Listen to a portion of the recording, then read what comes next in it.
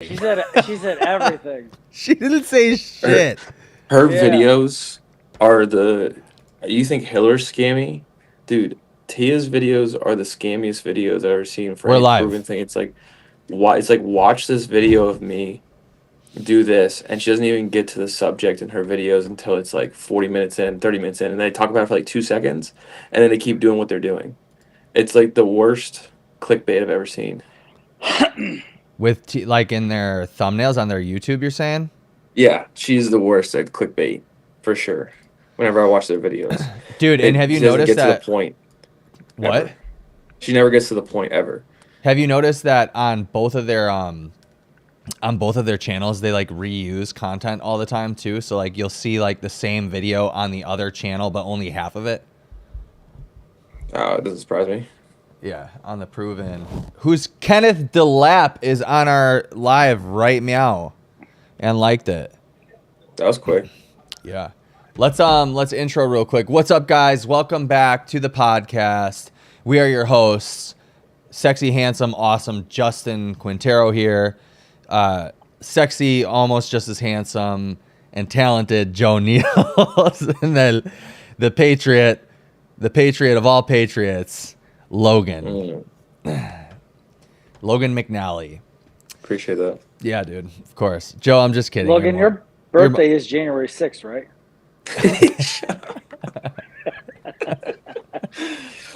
Nah, pseudo birthday. All right, guys, what's been happening? Joe, give us the tea. What's the deal? What's the deal with Same CrossFit? different day. Well, new stuff is obviously that we may have been purchased. When I say we, I say CrossFit. It's all speculation, so time will tell. Okay, we have to talk about it because everybody talks about it. I have to ask you guys your opinion on these athletes bailing out of the Open. They were already out of it. Half these people were already retired. Does this They stepped back in to step back out. Logan? The only reason they're confident in leaving is because they finally have something to go to that has money associated with it directly. That's guaranteed. That's guaranteed. You would not see this many, maybe a couple of them. You would not see this many people jump ship to something that hasn't even started yet if it wasn't a guarantee. So it's kind of like a scapegoat right now. I see it as like, oh, I feel comfortable enough to post this because, not because of my true values, but because it's best for me as an athlete. The Dense Updates girl, she had a great video. Every interview they have with somebody at Wadapalooza was like, yeah, this is good for me. This is good for the athletes. Nowhere is there community, fans that bring in revenue and money, sponsorships. Everybody's in this realm of it's all about me. Okay. Which that's what CrossFit's turned those athletes into. They're a byproduct of what CrossFit wasn't able to do is capture the Tia Claire Toomeys, the Matt Frasers, to utilize them to prop up the community because what does Fraser do? Tia do to really boost the community as the top dogs of the sport. The only person that does that is Froning. Really. Kalipa, Froning, Panchik. And they're OGs. You need people in right now. You know? Right. Do you guys think that like any of this actually matters for the health of CrossFit? I have a super strong opinion on it. What the For the WFP? most part, For them no. bailing. But like, it's not. It would be different if, like, Dallin Pepper, Justin Medeiros, like James Sprague said, "I'm doing this instead of that." Well, But it's okay, like I people guess that are already like half the people, like Emma McQuaid, supposedly retired. Now she's back to WFP. Noel Olson retired. Now he's back to competing. Chandler Smith, I'm going team. Now I'm going WFP individual. Like, it's a really good deal for them. Yeah. And they're following, I'm sure contractually, it seems like all of the steps that are being taken, how the interviews are being conducted, and how the posting is being done by each athlete, it seems like there's like a schedule and a contract, and they're following through on their contractual obligations to get paid. I'm fine with them doing that. It just sucks that a lot of these athletes that I think had awesome careers aren't really going out on their own terms. They're almost just going out for like that last easy check. It's like Peyton Manning doing a bunch of commercials. It's like, come on, bro. Do you really need to do this? Yeah, but I feel like, I don't know, and you guys tell me if I'm wrong, but I feel like the main correlate that everybody's making is that this is all happening in lieu of WFP or whatever it's called, this new league. Like, does it have to, like, I don't know if it's true that like these people are doing it just because they have something else to fall onto. You know what I mean? Like, I don't know if it's true that like that like the two like are mutually exclusive, that they have to be a part of each other. I think it's no different than someone doing Wadapalooza or Rogue. It's an Yeah. opportunity to make money. It's not gonna. I don't know. The only difference is this interferes with the CrossFit season, right? Yeah. And those other ones don't with the qualifiers. But you So, yeah, think that that's the the only thing WFP did that on purpose so that they could like take over the space, or what? Yeah, why not? Yeah. They probably knew a handful of those names that they were going to get before even signing them. And they probably are gambling on a lot for sponsorships that are going to come their way with those athletes. So it's a gamble, but I mean, if you told me I'm training for a sport that I don't really get paid for and I need a full-time, it's like almost a full-time job at that point. I'm not guaranteed a paycheck, but then I am guaranteed $100,000. I'm Yeah. probably going to do that, right? Yeah. Right.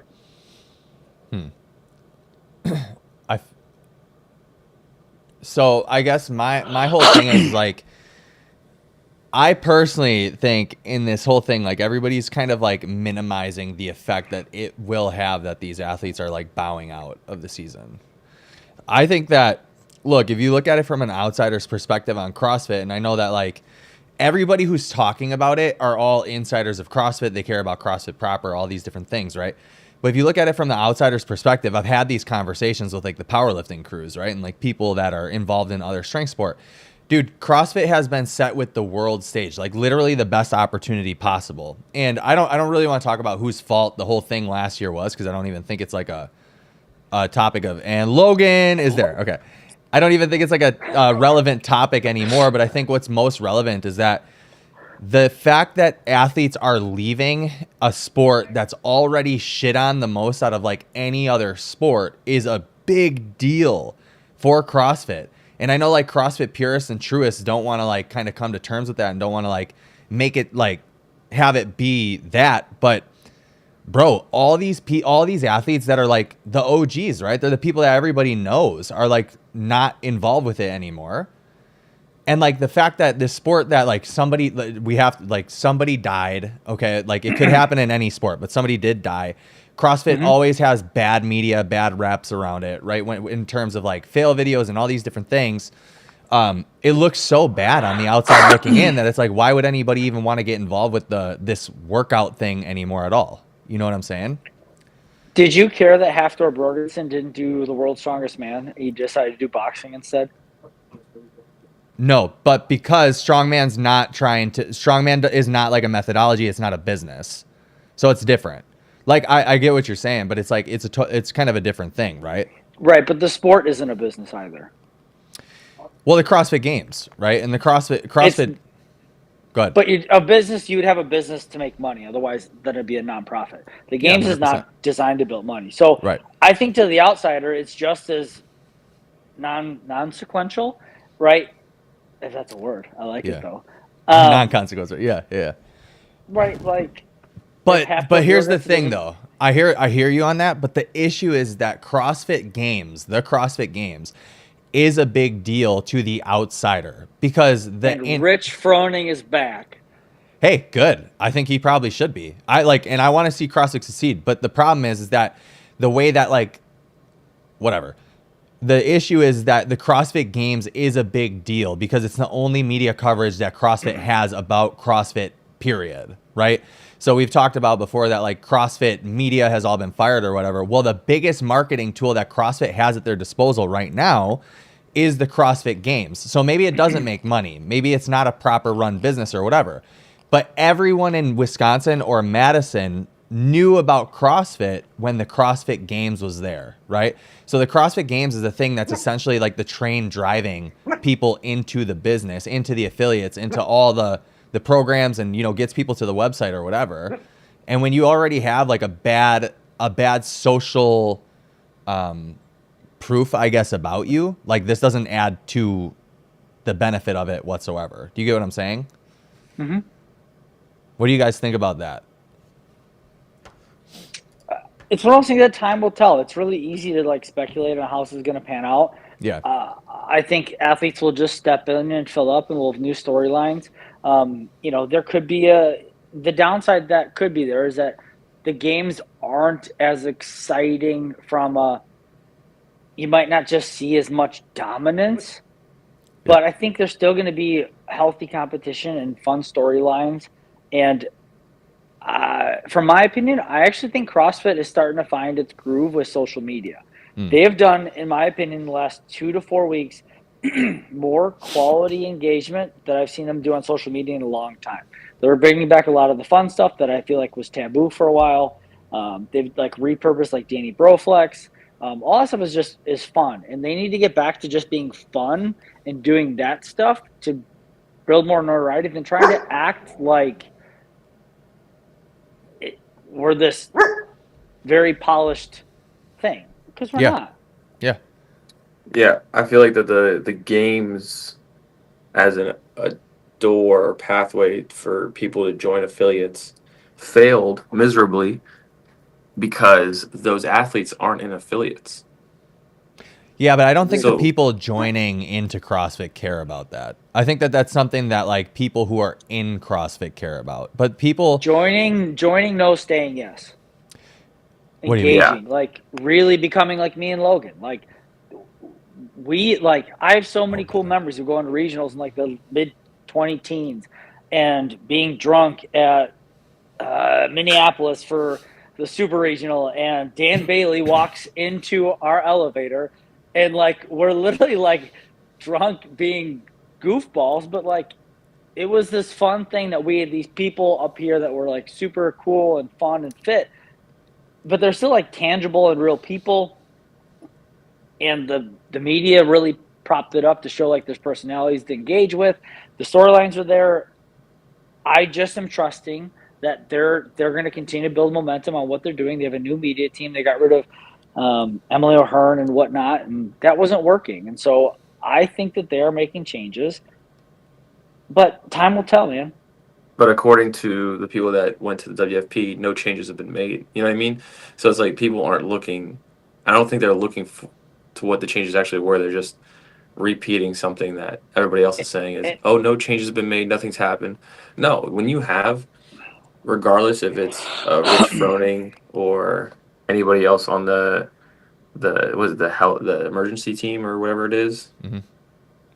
like you have him in your ecosystem now. So he's not just there for that reason. You now can tap into him for other questions outside of that ecosystem to help the sport overall. So because he's now affiliated with the brand. So just having those people in your area, like if I have someone that works just in like HR, but they may be super smart in some other stuff, I'm going to ask them about the other stuff too.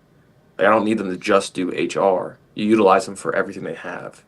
Yeah. So I think that's part of the pros of having the extra team and building what they should have years ago, but that's in the past and they can only do what's best for them in the future. So, but back to what I was saying before is these athletes aren't in affiliates.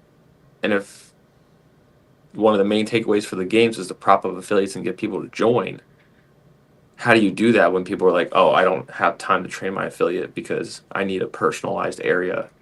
You know, it just kind of takes away from the storyline that they're trying to build to connect the athlete to the sport, to the community. There's a gap. Because then it says, hey, if you want to get to this level, you can't be an affiliate almost. Like, not saying it completely, but like, you need X amount of hours in the gym and you need your own equipment and you don't need to do class training. You need to do personalized programming, pay $400, $500 a month. You know what I mean? You need to get a nutritionist. You need to get on these supplements. You need to do active recovery days. You need to take away your fun vacations to Yeah. train, you know? Yeah, I guess I can empathize with the idea that you're talking about for sure. But I don't think it runs that deep. Like I know that it's like two CrossFitters and people who are super invested in CrossFit as a culture, it runs deep like that, but I don't think that it runs that deep. Like people who do strongman regardless of if there's an affiliated strongman gym. You know, people who do, I don't know, who powerlift do the same thing. You know, it doesn't have to be affiliated in order for people to be bought into the method that they're using for training. It has to just be a first bite and hook. You know what I'm saying? So like, I think all this focus on like the athletes and the open, and this is a question that I do have for you guys. The question of all of this focus on the athletes not being part of the open or affiliates or whatever. I'm like, who gives a shit? Who cares? Because you guys, like, not you guys, but people talking about this say that the athletes don't matter anyway, or they're not as important as they would like to believe they are. Well, it's like, okay, well then if they're not that important or if they're not that special, then why does anybody give a shit? You know what I mean? So it's like, it's people kind of trying to have it both ways. Like you're not important, but you are important because of what I want you to be important for. But it's like it doesn't work. The most important person in the space should be the affiliate owner. Agreed, 100%. So now, but from that, right, if we're trying to prop up the affiliate owner, and I don't even know if that's true, to be honest with you, because I don't really know what the goals of CrossFit is or, you know, are. But if we're going down that road, right, if the most important person or people are the affiliate owners, bro, what does the open or the games or any of this even do, right? If the game isn't meant to be. The open definitely does something. Can you tell me the what? The open is by far the funnest time of the year. It is Sure, the most engaging. yeah. It's for the most members, community centric. Right? Yeah. So like, yeah. And that's where a lot of people really get the CrossFit bug. They go from just doing this thing to like, oh, like this is why we have standards because we judge these workouts, and this is why we train these specific movements because there's a grouping of them we find to be tested repeatedly year over year, and it just builds another layer that makes us significantly different than a Burn boot camp or Barry's boot camp, where every day is just willy fucking nilly, and there's no way to really see if we're getting fitter because it's not measurable. So, it's that fun factor. Like Friday Night Lights, you've been to our gym, and you'll see it again this year. We're doing Battle of the Sexes. Like, we're going to make it super fun. Make it a whole big event, dim the lights, like, hype that shit up. We're going to have teams. We're going to, like, banners made. We're doing headshots for all the athletes. Like, and it's just a way to get everyone connected. You better show up and sign up. I'm signing up, but I'm not signing up for the open. What are you signing up for? I'm going to give you the $20. I don't want your money. Why you're not? A poser. This is for the affiliates, bro. I'm trying to help you. Bro, you're that kid that gets a CCS magazine and doesn't ever buy a skateboard.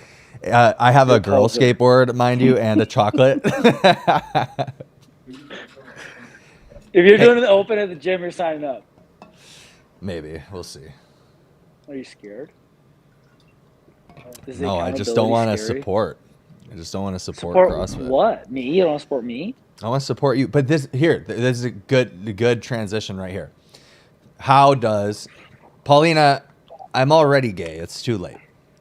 Don't be gayer. So how does the open directly impact and support the affiliate? So I know that you say I just said it. No. I know. But okay, you got to think about like your main goal is probably to build business, not just to only just be stagnant and have the business that you have right now. This really does the retention side of things. Yeah, for sure. Retention yes, I got to great. build them in and get them in there. But this event is what keeps people accountable. Yeah. It keeps me on my fitness game, where I don't get super, I want to show up during the open and be close to the fittest version of myself that year over year over year. Yeah, I'm with you. But why the open? Why can't it just be like you decide every single year you want to have an event exclusive to your members and that helps retention, right? Because other gyms that have success in retention as well don't have to do the open. So this is what one of my arguments is, one of my questions is mainly is why the open? So because in my opinion, if we're trying to help the affiliates, right? We're trying to help people that are basically like you own one of the McDonald's across the country, right? One of the affiliates. Dude, you should get the support. Like you should have a downstream check or something. That's my opinion. Like I think it should be something for you. No. Why not? It is they're doing something that's for me. I can run and I have run in-house competitions for my members. Mhm. It does not do anything close to what the Open does. I mean, what? Okay, that's like saying I could do the Suffolk County Marathon, a local area. Mhm. Why don't we go try and qualify and run the New York City Marathon, where people from around the world are coming to? It's a group of people. If you told me that I'm only going to go up against people in my affiliate for an Open, Yeah. I'm like, I already know where I stand because I work out with those people all the time. But you put me on a worldwide leaderboard and that amount of people, like I'm jumping people from other affiliates. I feel like that's a buy-in just for the mass amount of people that are doing it every year. Yeah. Like Like seeing your Justin, number as 10,000 to a 5,000, not to a 10 to 5. I agree with you on like